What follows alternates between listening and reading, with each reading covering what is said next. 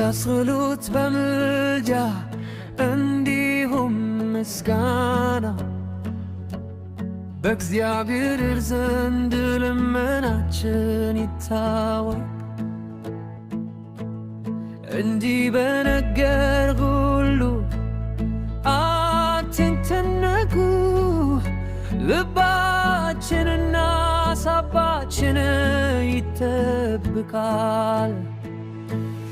ሁልጊዜ በጌታ ደስ ይበላችሁ፣ ደግሜ እላለሁ ደስ ይበላችሁ። ሁልጊዜ በጌታ ደስ ይበላችሁ፣ ደግሜ እላለሁ ደስ ይበላችሁ።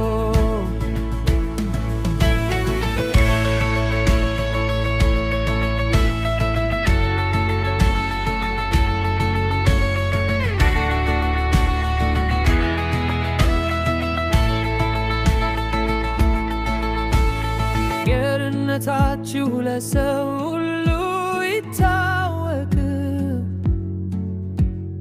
መልካም የሆነውን ነገር ችድቅና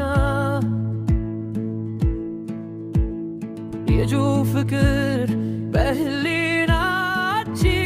ይኑር። ጌታ ቅርብ ነው እያልን ዘምር። እውነተኛ የሆነውን ነገር ሁሉ